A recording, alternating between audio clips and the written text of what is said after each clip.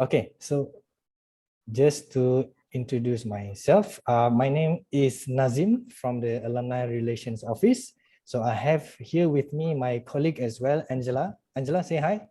Hi. Okay, so we are both from the Alumni Relations Office. Unfortunately for today, Miss Indu, she is also from the Alumni Relations Office, or short for ARO. She is unable to attend today due to training. So we will be here to present on behalf of Alumni Relations Office. Okay, so today we are here for the establishment of the Alumni Community Chapter. So before we start, there are a few ground rules that I would like to share with all of you. Okay, so firstly is please for all of you who are not speaking, we ask you to mute your microphone so that we won't have any disturbances. And for those of you who are willing to turn on the camera for the video, please dress appropriately as well.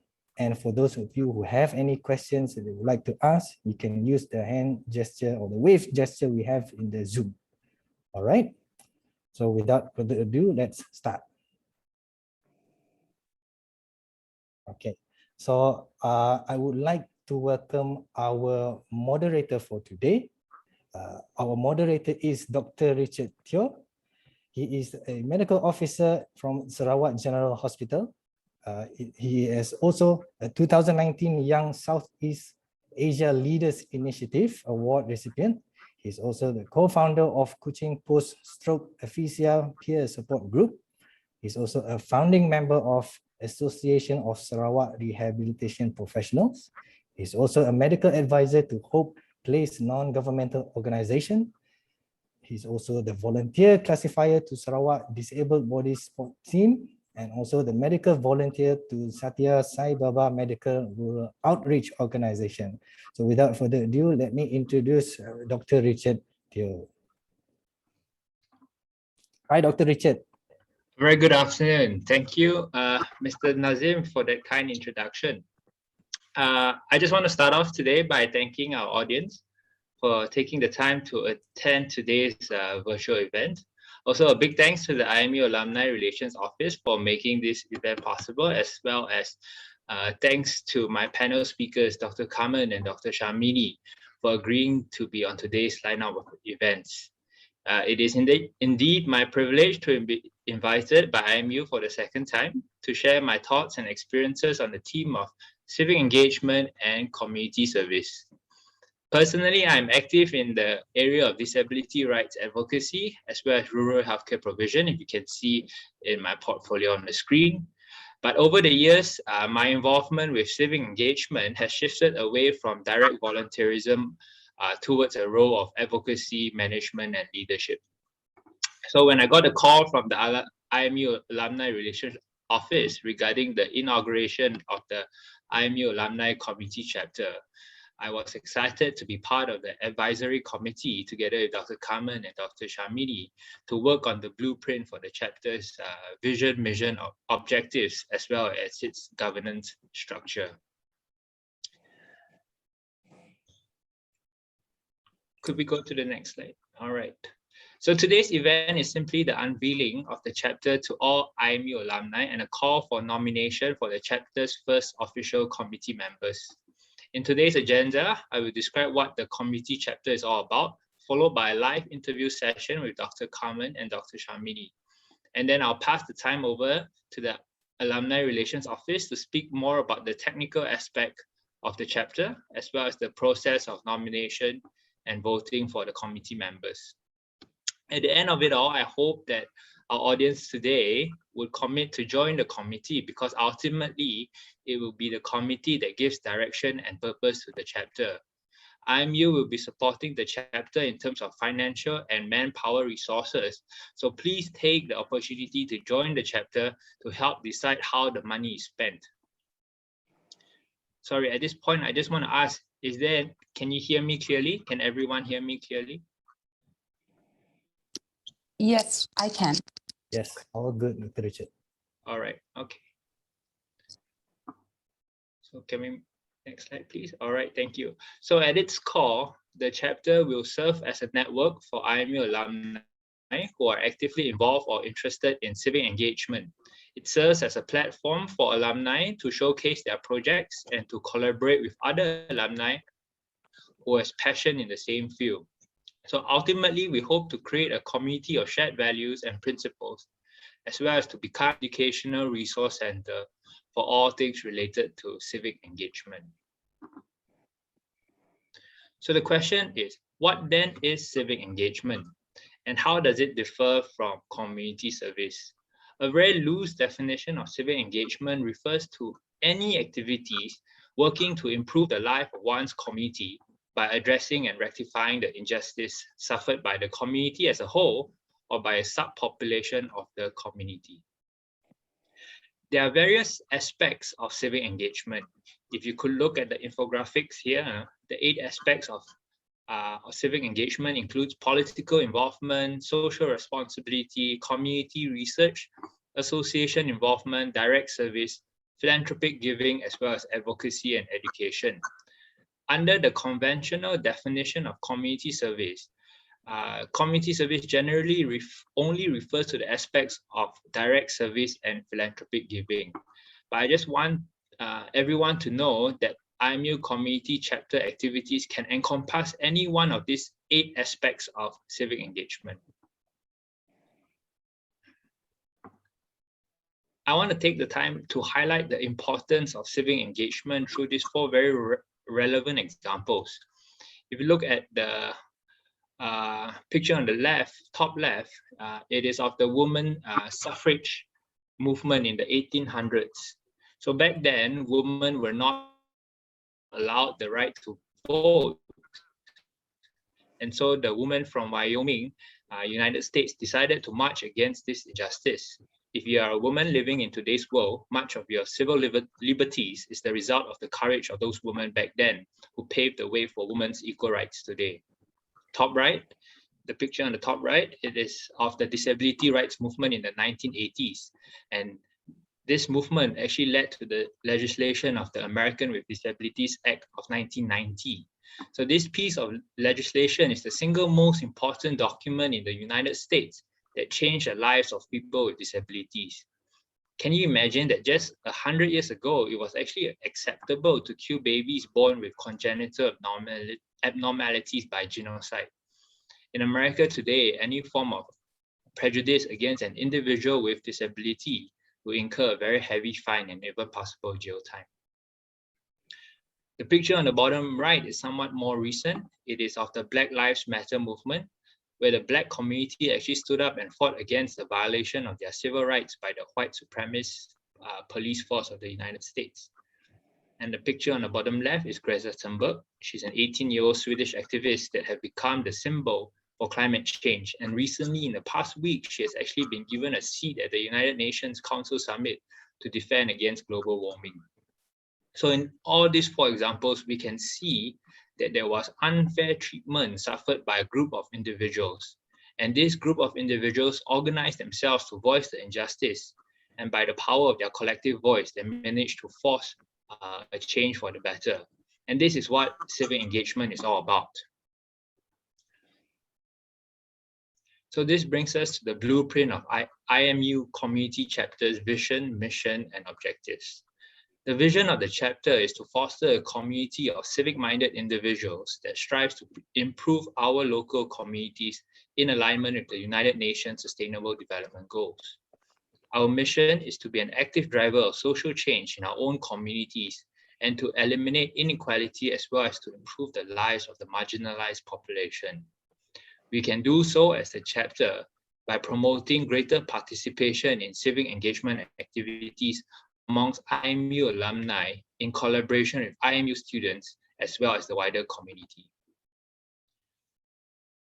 So I think at this point, some of you may be wondering, what are the actual activities of the chapter? Angela, could we go to the next slide? So we have spoken about civic engagement and we have spoken about community service, but what would the chapter actually be doing on a day-to-day basis? And I guess that's the whole point of today's event. IMU wants to put the power in the hands of its alumni to decide the activities and function of the chapter. Basically, IMU is saying, here's the money, here's the platform, here's the manpower. Now help us decide how we can improve the lives of the marginalized community. It can be in the form of organizing actual on-field community service events. It could also be simply highlighting the works of other alumni who are already actively involved in community service. The chapter could decide to sponsor outstanding alumni and their projects. It could also be used as a tool to organize fundraising charity events. And it could also simply be an educational resource tool for IMU students by inviting guest speakers to speak to the students. So basically, there's an endless possibility of what the chapter can do, and it's really up to the future committee to decide the direction of the chapter. But in case you are still unsure about joining the committee, we have with us two very inspirational IMU alumni. I want to introduce to you Dr. Karmen Long and Dr. Sharmini Tevi Paramalingam. They are both IMU alumni who have gone above and beyond the call of duty to dedicate their lives and career to community service and civic engagement. Let me first introduce Dr. Karmen. Dr. Karmen graduated from Aberdeen University in 2014 as part of the IMU Partner School Program. She completed her training in family medicine in 2019 and then decided to take a year to fully participate in community service. She joined Civic Foundation in 2019 as a healthcare volunteer in Mozambique, Africa. And after volunteering for 7 months, she decided to take up a full-time offer to be stationed in Mozambique to assist in the setting up of modern health facilities in Africa. She's currently back in Malaysia due to the ongoing COVID-19 pandemic, but she will surely return to Africa once things have settled. Next, Dr. Sharmini is an IMU graduate of class 2004. She completed her housemanship and early medical officer training in Hospital Malacca before joining University Malaya in 2007, where she completed her specialty training in general surgery. She was a lecturer and practicing surgeon from 2013 up to 2015 in University Malaya Medical Center before finally leaving Ministry of Health. Since then, she has worked at different governmental ministries, private corporations, as well as non-profit organizations. In 2016, she participated in a project by the Ministry of Finance to design a business model to assist the homeless population in Kuala Lumpur to gain employment. She also served as a panel doctor for US-bound refugees residing in Malaysia. And currently, she is the medical officer for Mahamas Medical Services, which provides ambulance services and mobile clinics to rural and suburban communities of Kuala Lumpur. It is my great pleasure to invite Dr. Karmen and Dr. Sharmini. Could you both unmute yourselves? Okay, great. And your videos are on. So welcome, Dr. Karmen. Welcome, Dr. Sharmini. How are you both doing today? Thank you, Dr. Richard. It's a great afternoon being able to be here to meet everyone. So very exciting. Finally, we are establishing this chapter. So looking forward to share more visions and ideas with everyone here today. Great. And yourself, Dr. Sharmini, you're doing all right? Yes, doing pretty good. Also really excited that something different is being formed and we can step forward in an unknown and exciting path. So let's see what happens. Okay, I think all our efforts so far have culminated to this day. So thank you for all the time and effort that you have. And thank you very much. Yes. Far. So in this next section, I am going to be asking both of you a series of questions. I will direct the question specifically to each of you as I read out your names. Don't worry, the questions are not technical. It's basically, we would like to know more about yourself and your work. So is that all right? Sure. As long as you don't ask me how to do a pancreatectomy, so then we are cool. Okay, and to our audience, if you have any questions directed to either Dr. Karmen or Dr. Sharmini, please feel free to type in the chat box and we will address them in the Q&A session later. Okay, so to get the ball rolling, question to Dr. Karmen. What drives your passion for community service? Well, since IMU time, I've been engaging in community service. And after the graduations, after working truly in medicine, in the real field, to be honest, I find that our daily medical work is, of course, very challenging and slightly beyond my imaginations. And frankly speaking, I realized that for the 5 years of me working in UK, I think the job itself has drained away my compassion, my empathy, and my passion towards medicine and towards my patient because of all the stress and the work overload. So what really found me back to the root was actually through community service that I've been engaging with. Out of my routine work, I realized that through all this community work, it's actually fueled me to persevere in this journey. And on all the activities that I've participated or organized, it once again repeatedly reminded me of who I am and who I want to be. So it has given me a lot of strength to continue in this medical journey. I think without being involved in any community service, I'll probably have given up being a doctor, to be honest. So in return, and then it also involves the parents. Hang on. Okay. All right. Okay. Yeah. So in return, I have nothing to give back to the community other than my time and my service. And therefore, I'm very happy to be engaging in different community services, whether it's organizing or participations. They are my strength. Yeah. Okay. Would you say that your initial reason to becoming a doctor was your passion to help others, and community service actually reminded you of why you became a doctor in the first place? Definitely. I think along the way, sometimes we forget ourselves, we forget why you want to be in this path, and you get more reasons to not continue. Yet through community service, it is reminding me of why I chose to be a doctor in the first place. And of course, it has a lot of opportunities where I get to do a lot of direct help and impact to people. As we know, in working in hospitals, we have abundance of paperwork and all the other things that drive you away from actual clinical work, that makes you forget that actually my role here is to treat, to cure, to comfort, but it's often forgotten. Whereas in the community service, I'm always in this role, whether I'm being a doctor or not, even just a volunteer, charity volunteers, I'm able to do that. So that's why I really enjoyed being part of the community. Very well said. Very well said. Thank you for that, Dr. Karmen. So the question to Dr. Sharmini, what drives your passion for community service? Well, what drives my passion? I guess over the years of being groomed as firstly a medical student and then as a doctor. And I also realized that over the time that, I wasn't very sure if I was meant to be a doctor because I didn't feel very smart and I was quite a rebel. You could ask Prof. Ong that, he can tell you. But somehow in my clinical school, with IMU's guidance, of course, in the community service area, when I really got to engage with my patients, and that generally means Malaysia,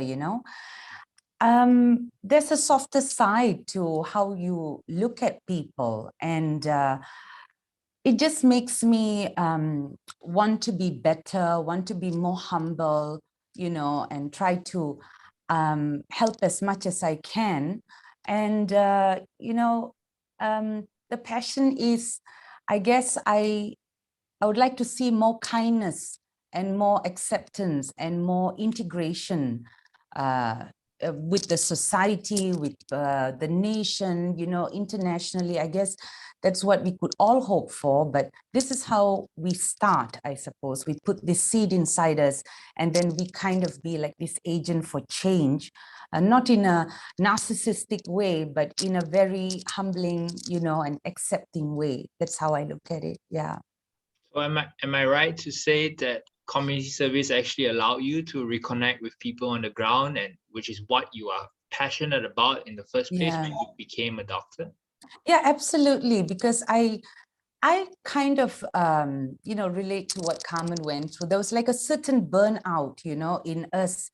We want to be passionate about curing people and healing people and all these things, but somehow like there's a glass ceiling, there's so many layers, there's all this red tape, and then you can't quite get to what you want to do, really. And when I did go for a medical camp, during the last part of my career in University Malaya, that camp really reminded me of what I'm capable of, as a doctor. It's just the simplest things. And yeah, I guess it made me reconnect and reminded me that I can do differently. I don't need to follow the steps and go up the rat race anymore, Yeah. Excellent.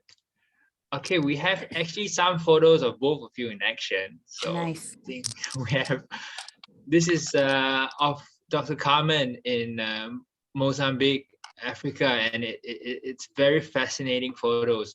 Could you please tell us a little bit more about what you are doing here?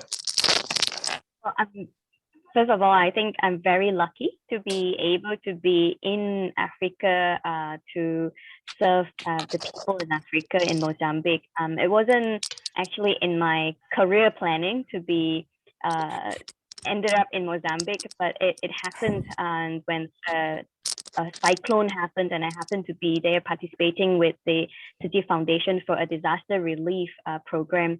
And since then, I had another opportunity to station in Mozambique. And these are the photos that were taken last year when I was there helping out the foundation to set up a medical clinic. So just to share, as you all know, Mozambique has a very poor healthcare system. A lot of people now have no assessment to care, and therefore me as well, it's very difficult to get ideas. When I was in Mozambique, was more ad hoc treatment, ad hoc reviewing people as I encounter them. So sharing this photo on the up left corner. So that was me meeting a child who we were doing some post-disaster school assessment for refurbishment, and met this child about 10 years old. Came in, saw him with a very red and gunky eye, and turns out looks like he has conjunctivitis. So it was something very easily treatable, but upon checking from him, he said that this has been ongoing for maybe about a week and hasn't been treated. And he does look uncomfortable, and he told me that today he's here to sit for an exam. So as that was at the time that I was about to leave the village, so I thought I really need to treat him by a simple medication that I have carried with my bag. So I asked him whether he could take me home to his family so that I could explain to him and his family what they need to do, because it's very difficult to apply the medicine yourself. So that was my first experience of walking under the big hot sun in Africa, because he told me that his house was just next to the school, which is just there and very close by. So to me, for a Malaysian who we only walk from car parks to shopping malls, home doors to our cars, to me, very close by is less than 5 minutes, but turns out to them close by is 30 minutes. So we've walked for 30 minutes until I reach his home to find his family. And of course, it's in Africa, middle of nowhere. You can't get phones. You won't be able to call his family. So we have to find his family who are out and about in the neighborhood. So eventually we got it. And I was very happy to be able to teach the sister here how to apply the medicine into his eye. And at the same time, just teaching them how to keep it cleaned by wiping it with just a clean cloth. Which he didn't do it, because when he came to the school, his eyes was full of the charges. So simple things like that is not a common sense to Africans. They don't know what to do, and they don't know that the simple wiping off it's the treatment. So being able to do that was a big joy to me, and that this photo is what I really treasured, and reminding myself that there's a lot of challenges in Africa. We don't know what are the impacts that we leave to the people. I don't know whether he recovers from it. Hopefully he did. But that is the challenge there, where a lot of things we do, we just know that we have to do it now and leave it to fate, or leave it to luck for them to recover. So the same thing at the one at the bottom is a lady who has elephantiasis, came in with multiple wounds on her leg. So I could only treat her there and then, and gave her some dressings to take home. But I don't know whether she's going to get any better. And I hope that, from one-time teaching, at least her wounds is going to be less severe. But that is the thing in Africa. As much as we can do to create, to leave some impact, there are a lot of things that we are unable to give long-term benefit. But I believe even so, it is still worth my time and my service in there, because simple things like that, not I always say that in hospitals we might be saving lives by doing CPRs. Those are very dramatic things, I feel, but whereas we don't know how significant are those things, whereas in Africa we're doing very small things, cleaning wounds, putting eye creams on, very minimal effort, but may have been a significant outcome for that person. So those are really great things that I'm able to enjoy, and that's why I've been waiting to embark again on this journey back to Africa. Yeah, thank you. So we all have our preconception of what Africa is or how it may be, but you have actually been there and you have actually seen it and you have actually done things. So could you tell us a little bit more about the healthcare system in Africa? Do they have clinics, clinic kesehatan like us? Do they have hospitals? Is it a private and public healthcare system, or how is it like? Yeah, so I think a lot of us have seen photos and has an understanding of how healthcare system is in Africa, and what you're thinking is actually the same that I saw in Africa. Healthcare is poor in Africa, especially in Mozambique. Mozambique is the counting from the poorest country, is ranked number 7.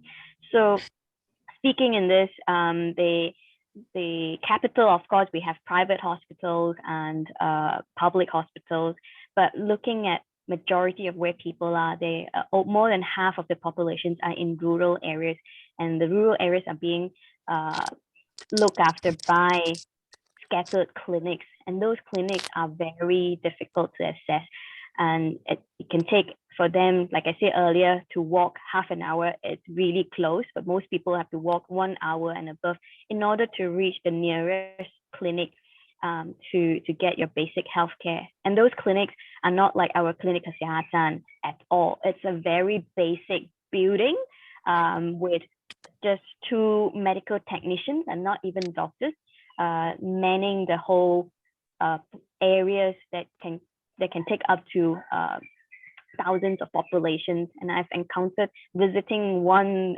clinic in a village.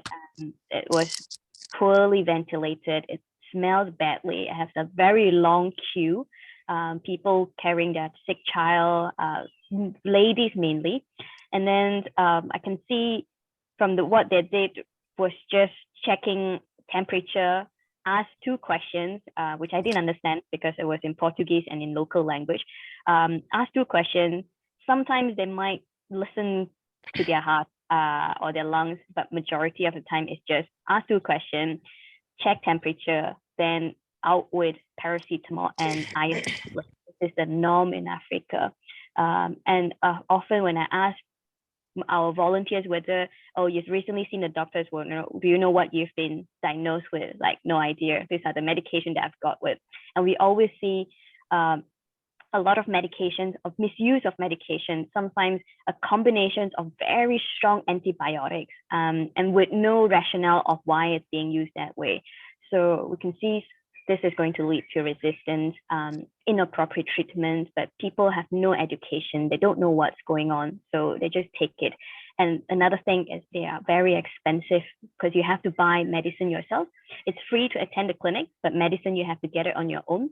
And often they are not being prescribed those common antibiotics such as amoxicillin, whereas they might be given azithromycin, which is more expensive, or even cormoxiclav as well. So these are the difficulties in the rural areas for healthcare wise, and it's definitely not as lucky as we are in Malaysia or in any other part of the world.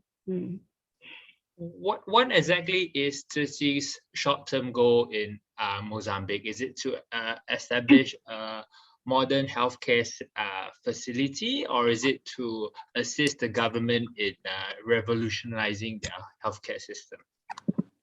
I think the revolutionizing the healthcare system might take a lot of challenge. There are a lot of local NGOs involved, and doesn't seem to be shifting anything. I can only say this when I'm here. Of course, our goal, we hope that after the cyclones, we are actually building villages and schools in the areas that's being hit.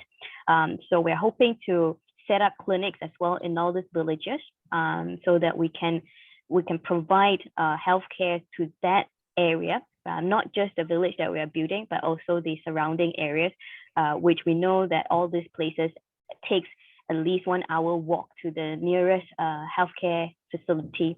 And having said so, even though it's 1 hour away, it is very poor service and very little healthcare needs that they can provide. So we are hopefully soon, when pandemic is over, or at least not as severe as now, then we can really start funding local doctors to be able to work in the clinics, to provide health for the local people, because there's another problem that a lot of medical students graduated have not been able to find jobs in Mozambique because of funding. So a lot of doctors are left jobless. So we saw that there is an opportunity there that we can employ local doctors and provide health to the local people. Yeah. Thank you very much. I think Africa is indeed blessed to have you helping together with the Civic Foundation. Next, we have some photos of Dr. Sharmini in action as well. These are really interesting photos. Could you please enlighten us as to what you're doing in these photos, Dr. Sharmini? For sure, yeah, really, it would be my pleasure. Well, yeah, I really like seeing all these photos because it brings back very good memories of moments in my life. So the first photo on the left, top left, is me and my interpreter and I, and this was in Laos. This was the medical camp that I went for, and then as soon as I came back, you know, after being in that vibe of helping people, you know, all from the villages, you know, doing surgeries in that heat, you know, and the walls of the surgical theater was all plastic, and, you know, IMU students were helping me too in that camp. So it was a very good vibe that it brought into my life, and it sort of like made me feel reassured that, yes, I am on the right path as a doctor, you know, and maybe I just need to sort of break away from all these barriers which was holding me back. And after that camp, I left the government service into the unknown. And there you go. For a while, I was traveling, you know, I was in Thailand when I got a message from someone affiliated with the Ministry of Health for me to be part of some sort of social cause project. It's part of the NBOS, the National Blue Ocean Strategy, you know, initiative. Yeah. And I had no idea what I was going into. All I know is, okay, I'm a doctor. All right. So I thought that's enough for me. But as soon as I walked into this program, it's basically people from all over the world, you know, it's volunteering for international professionals. So yeah, people from all over the world. And there I was in a team of 6 of us, you know, talking to a videographer and talking to a marketing specialist and talking to a strategist. And I'm like, I've never felt so like dumb before, you know, because all I spoke about was just medicine. I'm like, okay, so what do you want me to do as a doctor? What do you want me to do as a doctor? But I guess this was that opportunity for me to sort of like just step out and see what else is there that I can do for this community. And I ended up helping, or not, I wouldn't say helping, but I got to know the homeless people of KL.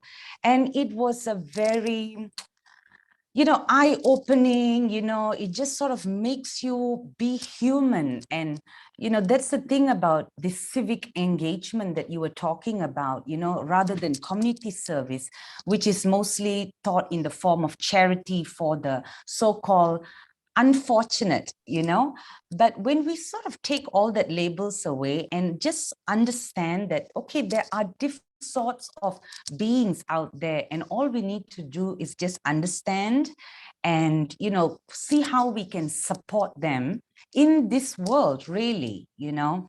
So yeah, so that was the successful launch of this startup to help the homeless people basically, you know, just find some sort of meaning again, you know, about getting up in the morning, going to work, you know, maybe finding a shelter for the night, you know, because rather than sleeping on the streets, right?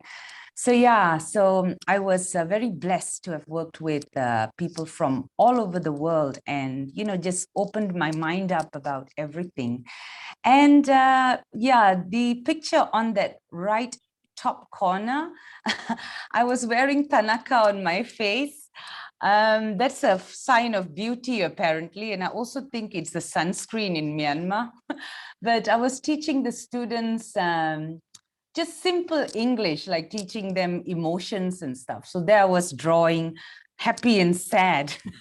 And look at how attentive they were. That's just so beautiful. Kids are so beautiful, honestly, their innocence and their energy, you know.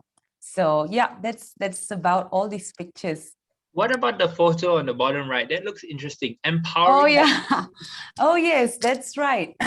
So that's my the one in the middle is my my teammate from Hungary. He's the marketing specialist, and the one on the left is from Brazil. She's a project manager, you know. So fun. These people are just legendary people. And what we were doing was, we were just after coming back from the street feeding activity, you know, because that was the initial process in us knowing where is it that we go and look for the homeless people to talk to them about what we can help them with if they want to, you know. So yeah, that's what it is, empowering the streets. Dr. Sharmini, your journey is interesting because you have participated in community service projects as a healthcare professional, as a doctor, and also in a non-clinical role, like teaching school children and also helping feed the urban poor. So going forward, do you think you will be involved with community service as in a clinical or non-clinical role? Oh, I really hope both, you know, because we are born with all these things that we can share, you know, and my education and all that, it's like, I don't want to limit it. But the fact is, I am a clinician and I love being a clinician. You know, I just love my job, really. You know, I didn't realize that until much later when I was around the world and doing work and stuff like that. And so yeah, as a clinician, yes, I don't think I would stop being one, but if there is also opportunities to engage in a non-clinical way, you know, I'll be really glad to, because, you know, it's just the simplest things that you can do, really. And there is no need for us to feel this ego, you know, that, oh, I'm a clinician, how can you ask me to do this sort of thing, you know? So in this community service and civic engagement, we are all just meant to know that we are sort of one and just working for the higher good, really. Yeah. I absolutely agree. I think civic engagement and community service helps humble ourselves and bring us to a modest playing field, and it's about the community that we are. To Dr. Karmen, why do you think it's important for IMU as an institution to participate in community service? Sorry, can you hear me? It says my internet connection is unstable. So Did you get that question? I think this is okay. Yeah, you were asking about IMU being in community service, is it? Okay, I'll repeat the question. Why do you think it is important for IMU as an institution to participate in community service? Okay. Well, I think IMU has shown us the importance of community service since we started our medical journey. I still remember SEM 1, we are involved in doing a project in the community. And then after that, we have a lot of opportunities in SEM 4 and 5 as well to be engaged in different community work. And some of them are, I think another thing IMU gave us is they don't limit us that it has to be medically strictly medically related. So, and now being after being a clinician for a few years now and seeing more things happening in the world, I think we are all connected as one. No one is more important than the others. As what I see in Mozambique as well, the cyclone that devastated Mozambique in 2019, this was an effect of global warming, and global warming culprit doesn't come from Mozambique itself. So it is a global problem, but the people who are affected mostly is the most vulnerable ones and the countries that have no resilience power. So, and today we're seeing COVID started from maybe Wuhan and it's all over the world now. So we are now in an era where we are no longer just an individual disconnected with the world. Everything that's happening with us or what we are doing is going to impact someone somewhere. So I'm really glad IMU from the beginning of our medical journey has taught us the importance of community service from the very beginning. And I believe a lot of us started from IMU having this concept with us.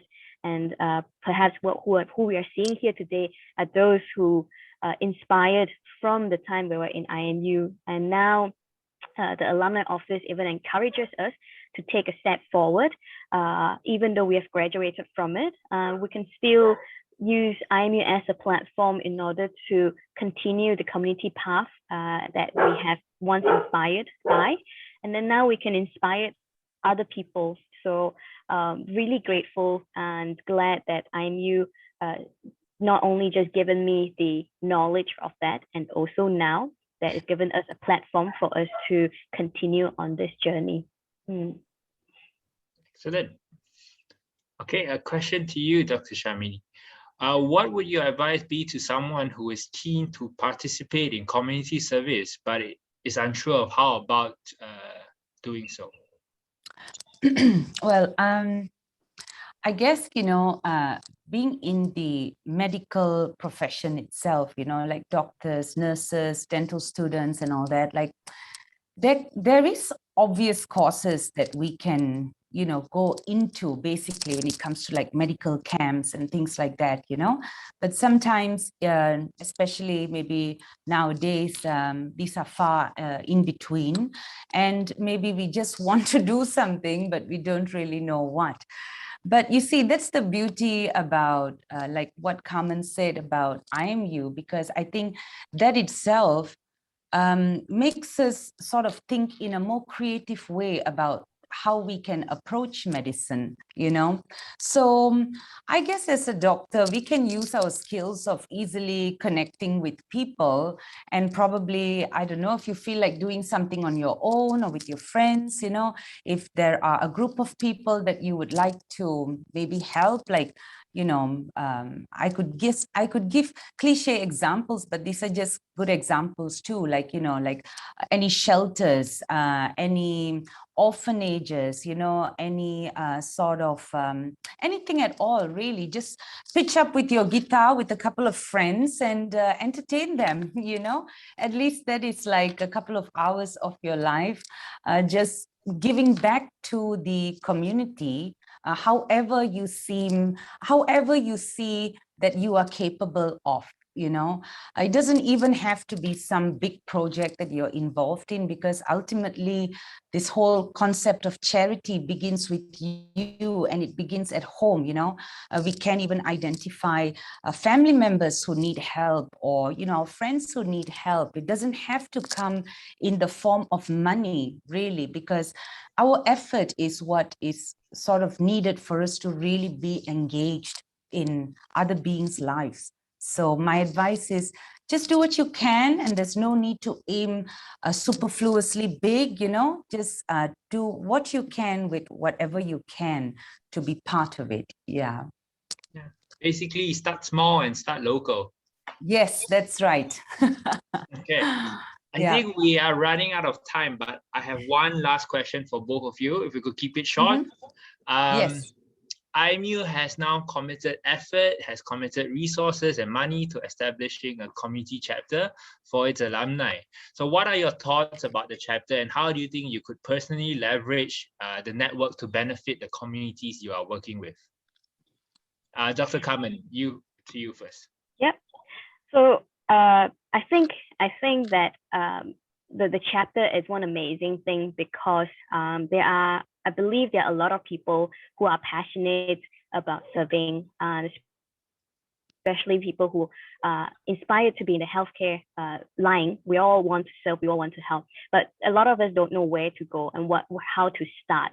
So having this platform of IMU Community Chapter, Alumni Community Chapters, I think it is providing a great platform for alumni to be able to share their interests and also come forward with different ideas from different people having the same goal and team to be able to run projects that they want, not projects that IMU want, but projects that they think is beneficial to the communities that they are working, or in the hospital they are working. This is a very a lot of self-driven goals that is allowed here and supported here.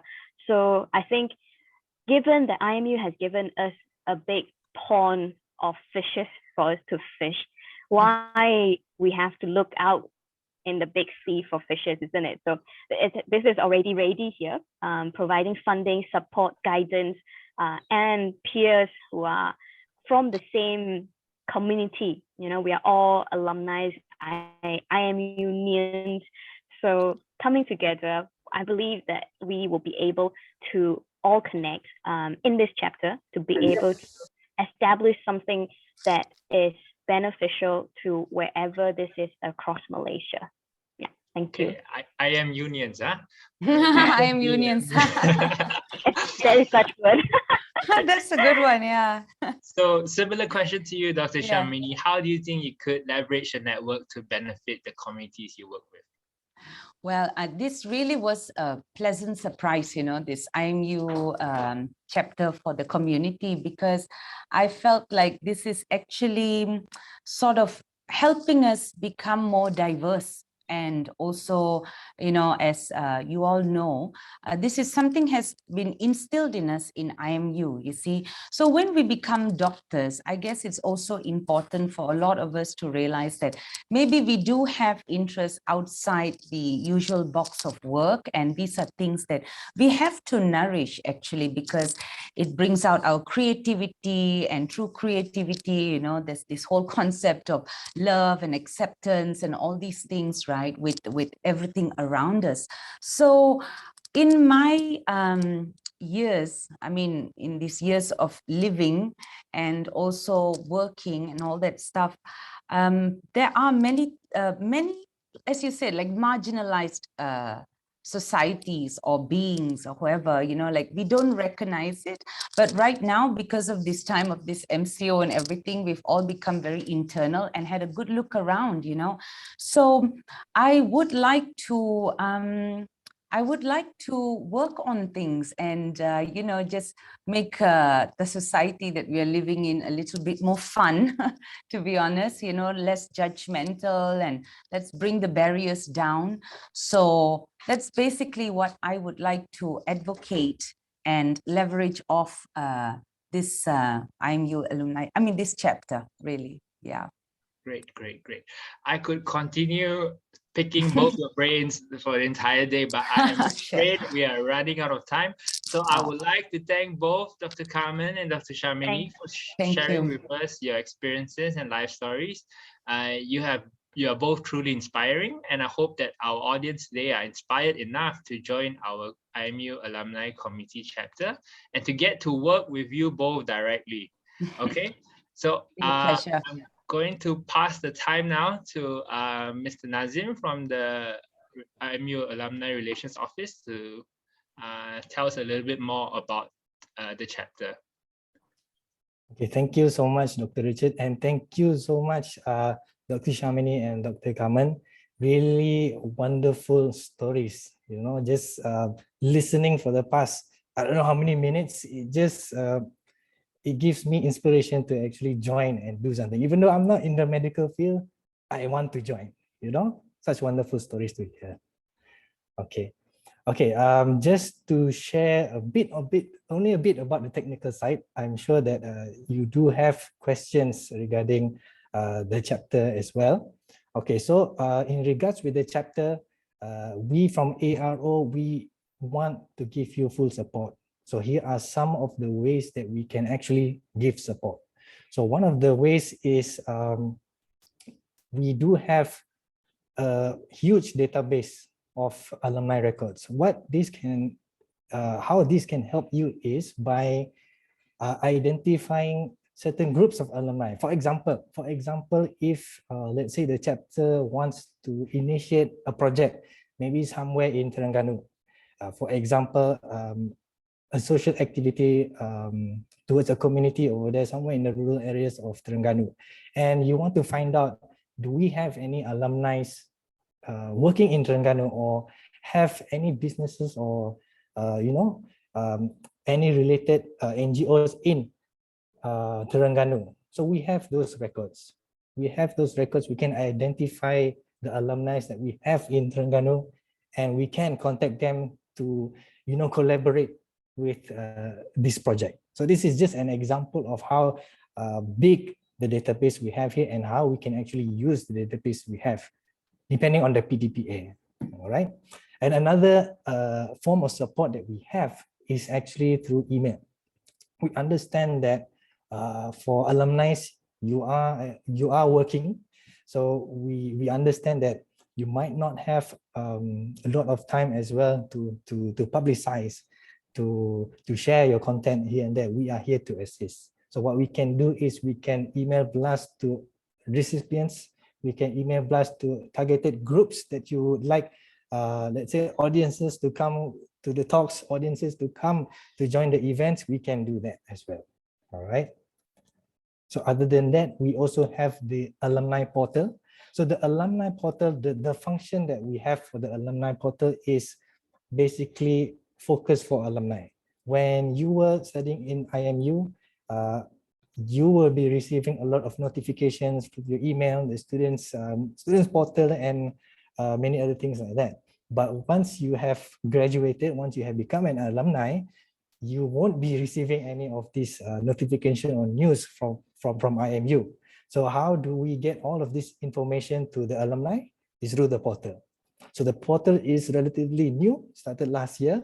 It is still growing, and we want to have as many features available in the portal.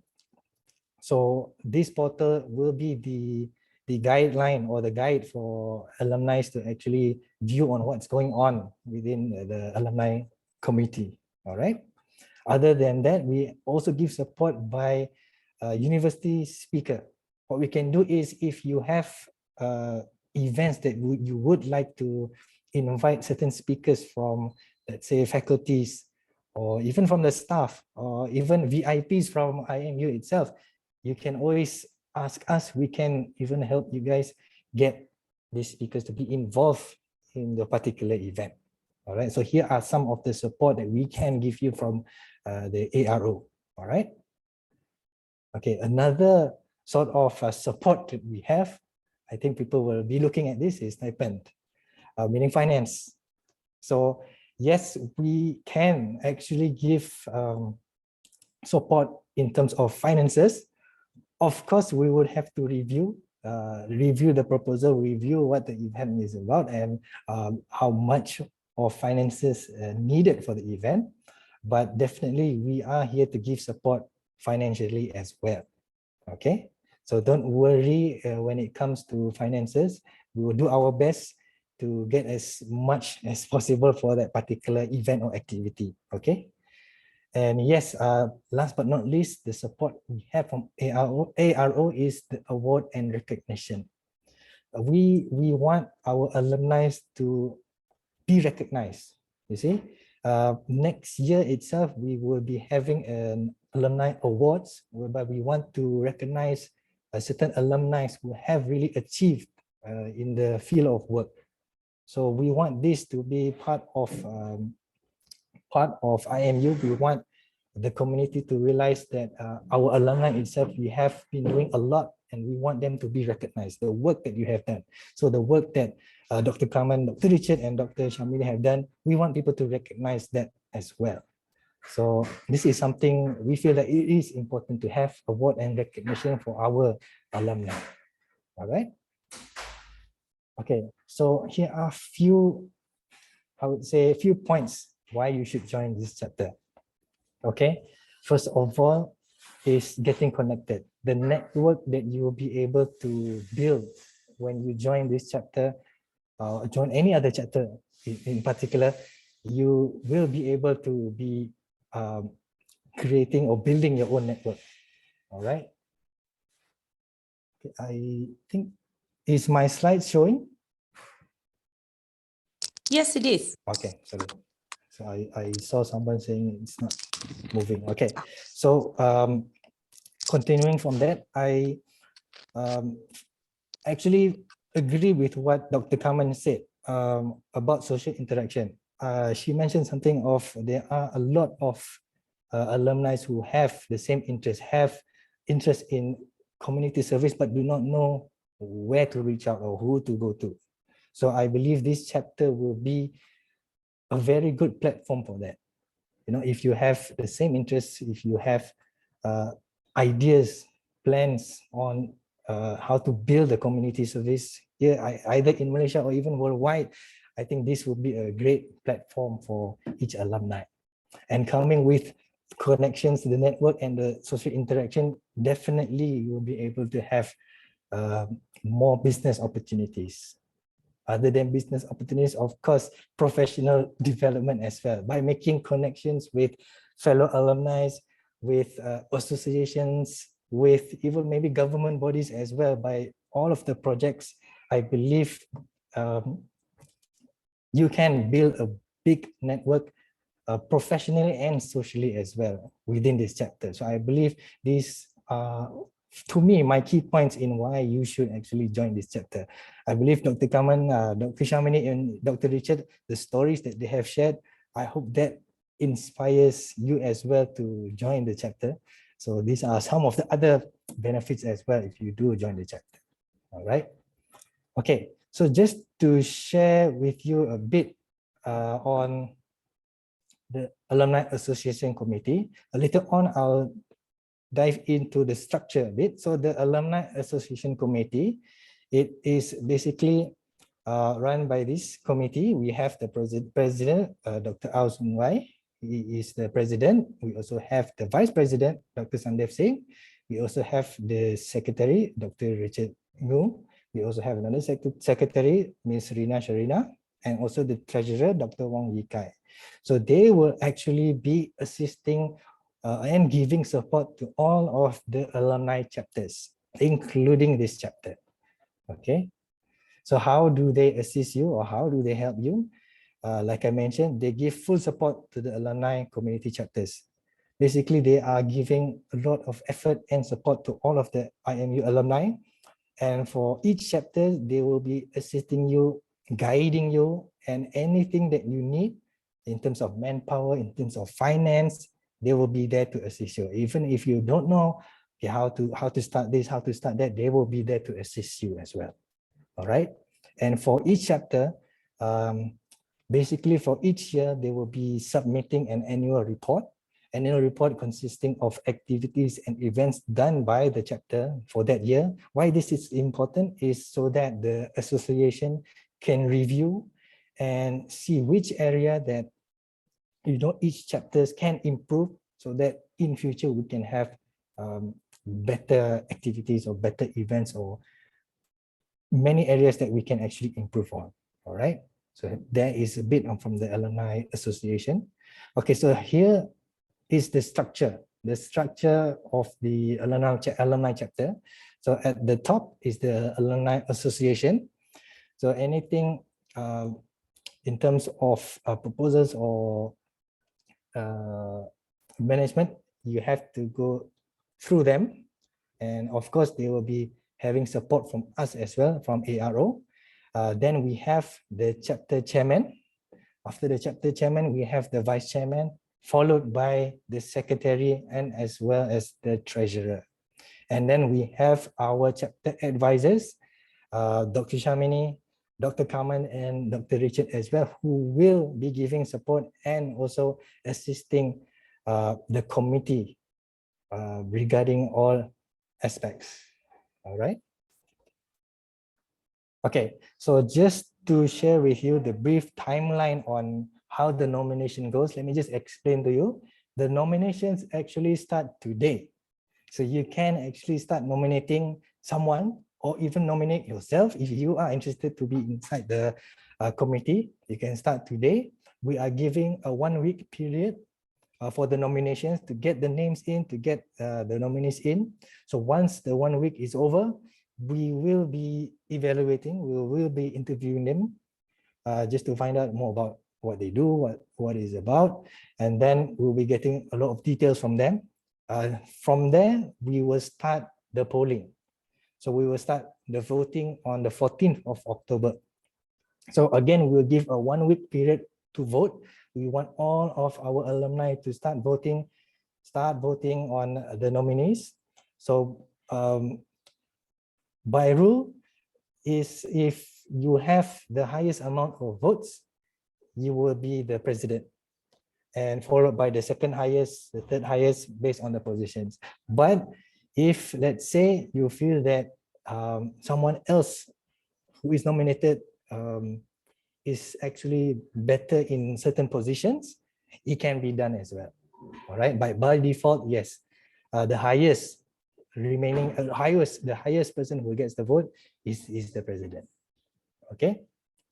And by the end of the month, we are planning by the end of the month to announce the organization chart as well. We will announce who is the president, who is the vice president, so forth on our social media, on our portal. We are even going to email blast to all in IMU, staff, lecturers, students, you name it. All right. Okay, so here is how you can actually start nominating with this QR code. Later on, we will also be sharing this QR code on our social media, on our portal. We will be sharing it so that you can even nominate your friends. You can even share it with your friends who might have someone they know that can be inside the community itself. So this will be the QR code where you can start nominating. If you are interested to nominate yourself, please do so. You can actually nominate yourself as well. All right. So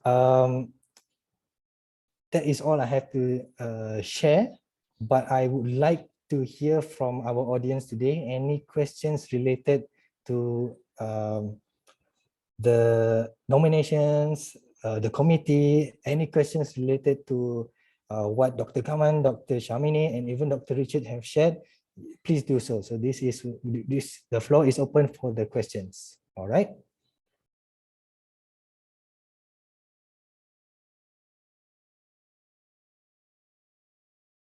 So any questions you would like to ask? If you're not too shy, you can even on your camera, you can start asking the questions. All right.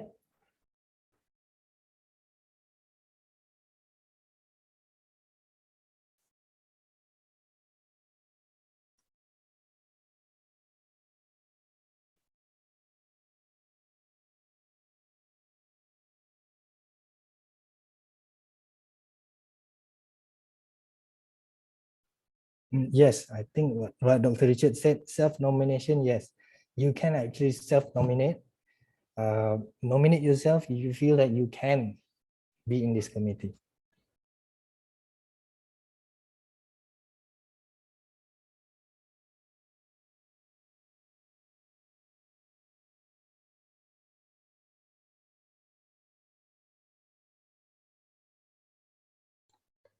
I just want to add to the audience, please do not feel worried or that you are less competent and that you are unable to carry out the duties, because as long as you are passionate about community service and civic engagement, you would definitely have enough support from your team of advisors, from the IMU Alumni Relations Office, from the Alumni Association, to help you get the projects that you envision off the ground and through the finish line. So, you know, you may not need to have previous background in management or leadership. It doesn't matter. This is a platform for IMU alumni, and it's also a training ground for your own career development.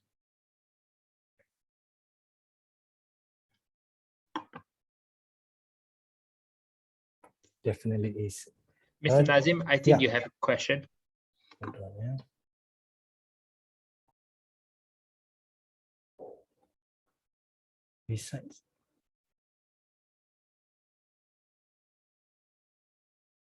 Besides being nominated for committee position in this chapter, how else can alumni members be involved in the chapter? First of all, we need to establish the committee first. So once the committee has been established, then members can actually join in the chapter as well. Yeah. Basically, to answer Sharmini Arasalingam's question, there's actually plenty of opportunities for IMU alumni to ultimately work together with the community chapter and to leverage on the platform that the chapter provides, whether it could be in terms of showcasing your own projects, it could be proposing a certain project for the chapter to take up. It could be requesting for funds for the chapter to sponsor your project. But for today, we hope that we can get the committee, which is only 4 people. It's only 4 people. It's only president, vice president, secretary, and treasurer. And these four people will basically decide which projects they want to fund, which projects they want to support, which projects they want to collaborate with. So yeah, so please be one of the 4. You know, IMU wants to give you that power to decide. You know, they're giving you money. You know, there's so much money to be given. Someone just needs to form the committee and actually govern the chapter and the use of the resources that IMU has at its disposal.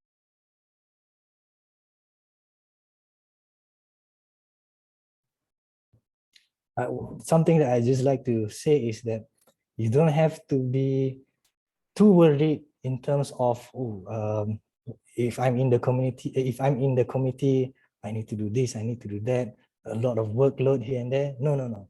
We don't want you to feel that way, because from ARO and also from the association, we are here to support you. So when it comes to, okay, I need help for this, I need help for that, we are always here to support and help each committee in terms of that, each chapter in terms of that. What we need from the chapter is the like-minded people who want to drive and create new things for the chapter itself. So if you have any worries about that, you don't have to worry about that. Yeah.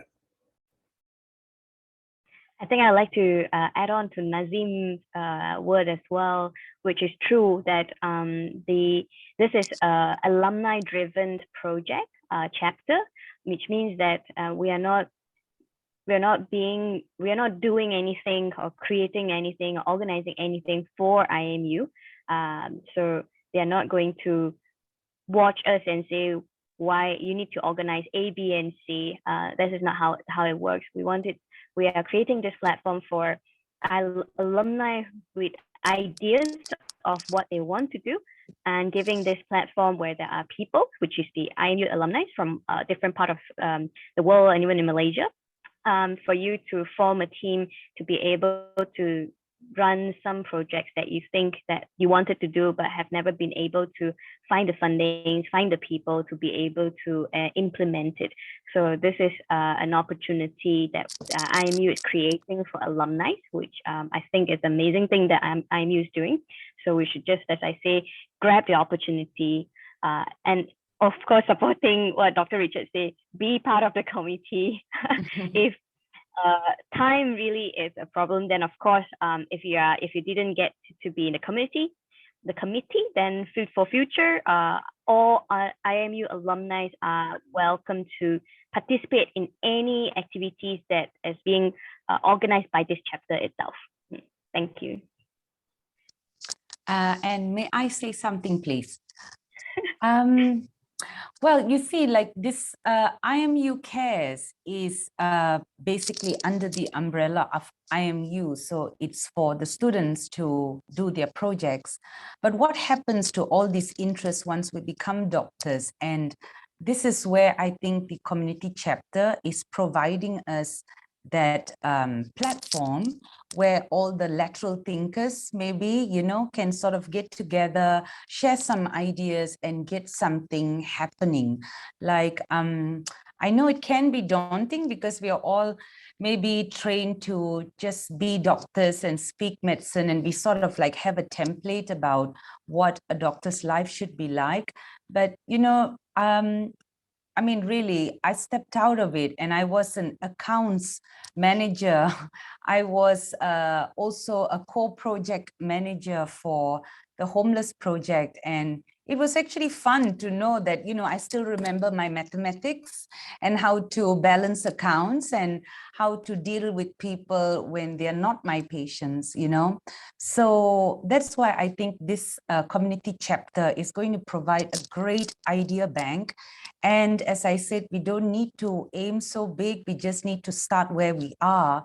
And this is how ideas can be brought forward, I feel. And please stop also thinking that this whole community service thing is a charity. You know, that's why I said, like, we have to bring down our judgments and really try to integrate with what's going on around us and support life. And that's my last statement. So I hope we form a committee, and then we can have more fun in our chapters. Thank you. Okay, before we end the session, is there anyone else who would like to ask any questions?